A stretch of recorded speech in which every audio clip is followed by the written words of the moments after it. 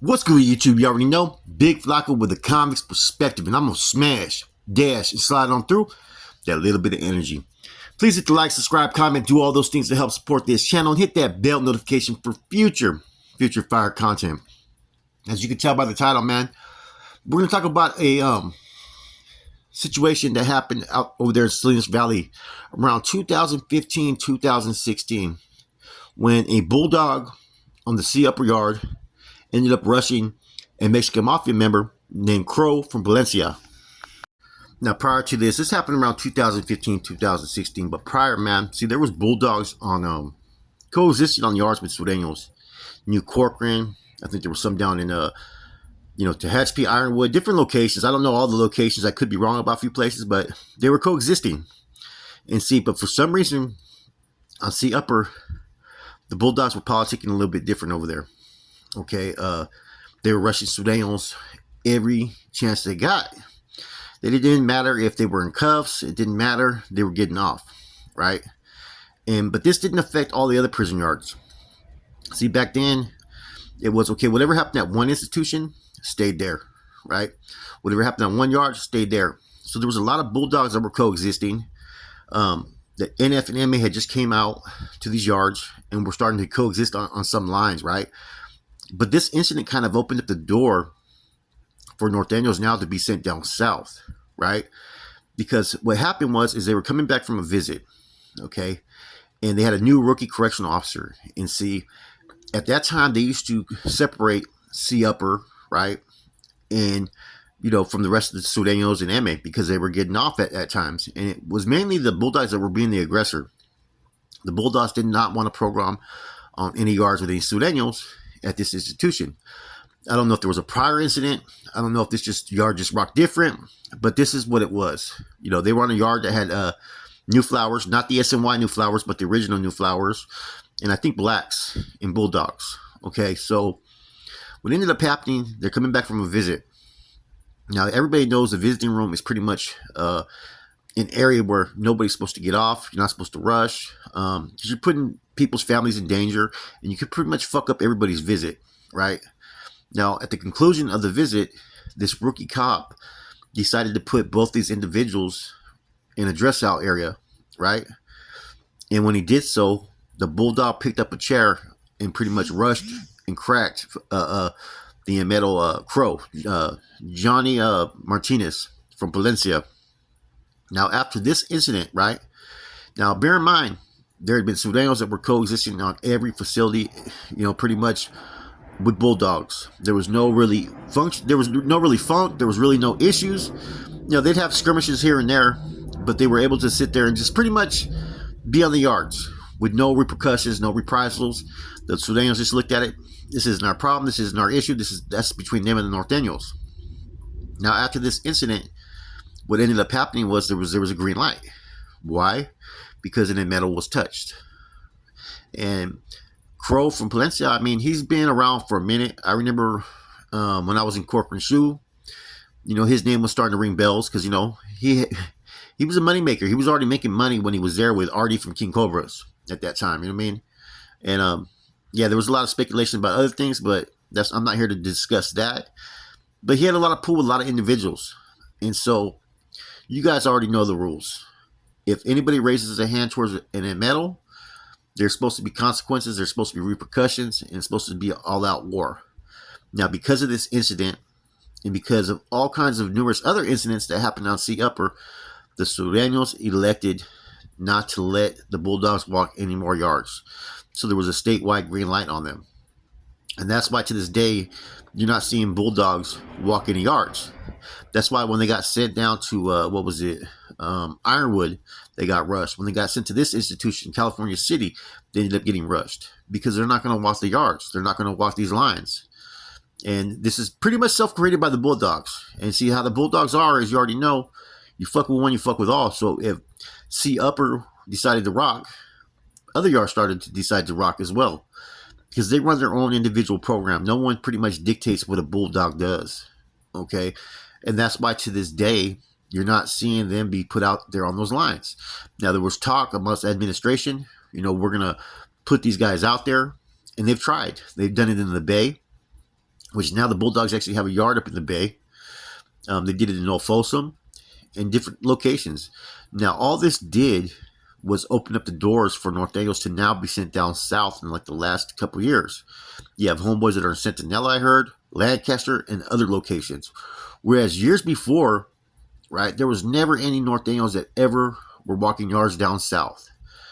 Only one time, to my knowledge, were Norteños ever walking the yards down south, and that was around like in the 90s.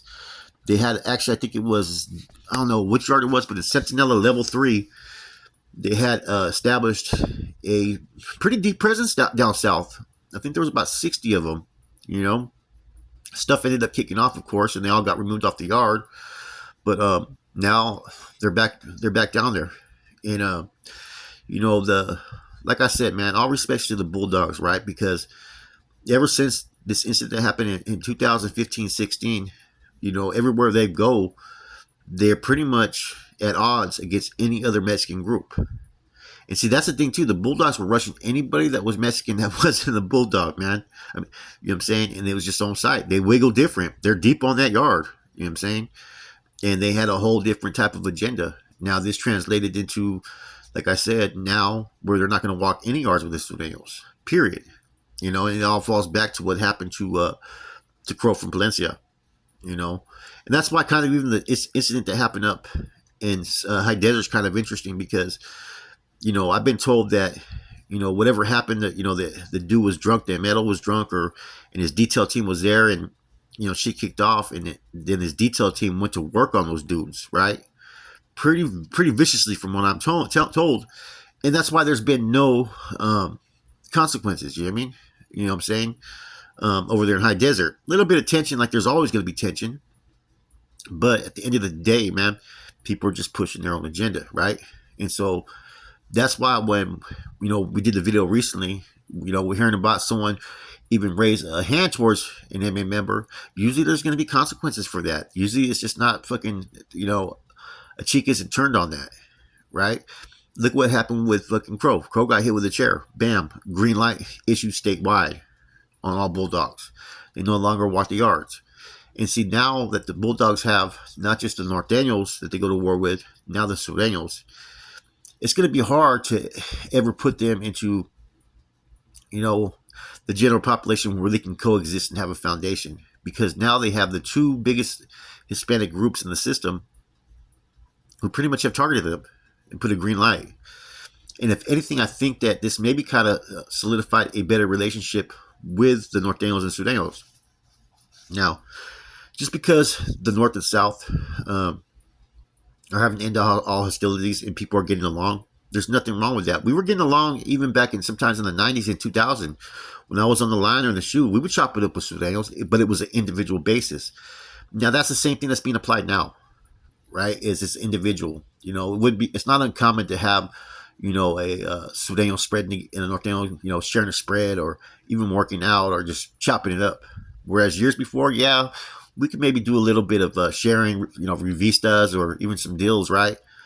But there was always still that little fucking, you know, what do you call? You got to be, people are apprehensive towards each other. And now, like I said, these events kind of fucking solidified better relationships. Now, there's no fucking united as far as, okay, that they're united to go as one against each other. You know what I'm saying? But a lot of these groups now, if they see someone who's raza that's attempting to be victimized or attacked or the odds are not looking fair, there's been proven incidences where both sides have jumped. You know, which I think it's kind of hard because sometimes you hold your old ways and values and the sacrifices you made. But at the same time, if this is a new era, we got to change our attitudes. You know what I mean? We can't live in the past, and whatever's happened in the past, you kind of got to move forward.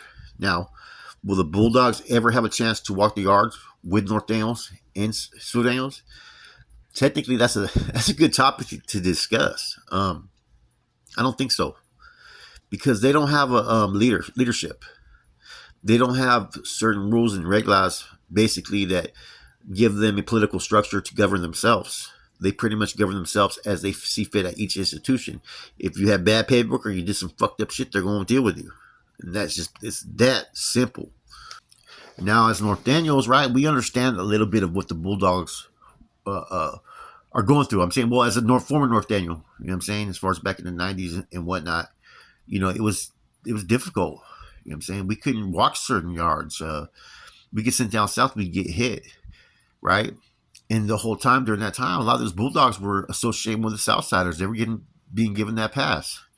And so now that the tables have flipped, I do understand what the Sudanos have been going through. From Solano to Ironwood to Folsom to the Bay, there's been a lot of incidents that have occurred, man. And it's unfortunate because at the end of the day, man, no matter what you want to think, there's some people who, at times, like even when you read comments, people saying they think that the South is superior to the North and whatnot. Everybody is just as much capable of handling their business as the next. Anybody can get it. I don't give a fuck if you're from fucking some war zone, right? And you think because someone maybe from a small farm town or whatnot that person's not with the business. Nah, Fresno Bulldogs have proven that they're actually about their shit, that they can chunk them, as well as the North Daniels did for years. So people need to quit looking at the past and quit thinking, well, in a superior type of complex. There's individuals that think because they're from a certain location or they got fucking more numbers that everybody's supposed to bow down. It just doesn't work like that, man. I remember what I stood for when I used to represent this stuff, man. And I was about equality, respect, wanting my people to have its chance to be on these lines to enjoy the privileges and incentives. And I was willing to be frontline and sacrifice at any fucking given time. So don't get it twisted, man. Everybody that's part of these groups is just as much capable of handling their business as the next. And don't let a geographical location or political fucking attachment, a prison political attachment, make you lose focus of who that individual could be, because that could be the most dangerous motherfucker. You know what I'm saying? Anyways, thought this was an interesting topic because there's been a lot of talk last year about the Bulldogs. And they have their own coalition of supporters out there who are trying to get them on yards to where they don't have to be put in these situations, man. And like I said before, the only way that the Bulldogs are ever going to be welcome to the yard, you have to start the dialogue if they want it. I don't think a lot of Bulldogs want it. I don't think a lot of Bulldogs care. I think that they're okay with where they're at. They don't care where you get sent. You know what I'm saying? But it's kind of funny that they took so many of them out of Pleasant Valley and I think Corcoran and sent them to fucking Ironwood just to get rushed by 150 dudes. Almost like a setup sometimes. Sometimes I think the Department of Corrections knows exactly what they're doing, and they put everybody in these situations to create these type of environments, man. Hazardous pay, justification and transfers and whatnot. All that stuff costs a lot of fucking money, man. And it's all by you, the taxpayer. Yep, the taxpayer pays for all this stuff that Department of Corrections, all this stuff that they're creating and whatnot, man. I still think that, man, there has to be some type of interactions and some type of communications in the future, because right now, the Department of Corrections, man, they're on fucking high alert to pretty much take everybody's liberties away from them. They're trying to create these violent environments because this is going to justify them taking the next course of action that they want to take. It's all about the money at the end of the day, man. Don't get it twisted. With that said, man, much respect to the South, the Bulldogs, North Daniels, all the brothers, everything that's been going on like the last couple of weeks, man. I mentioned stuff about the Salinas Valley incident, man, and nothing's changed. That's the information that I got, man, and it came from a very reliable, credible source. But at the same time, do understand that at times information can get twisted up.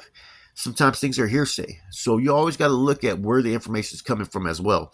Some people are speaking on things that they weren't there or present, and it's becoming hearsay information. So I'm talking about not YouTube channels, but other people on other yards. So right now, people are asking questions about a lot of things. A lot of those things I don't have the answers for. All I have is what information I was told. And a lot of stuff that I was told, there was a lot of stuff that was able to clarify and verify, actually the majority of it. Just some minor little things that need to be looked into to figure out if this happened or how did it look, because perceptions sometimes can be looked at different from different individuals, and eyewitnesses can give fucking different accounts of what they may have witnessed. Anyways, much respects to all. I'm out.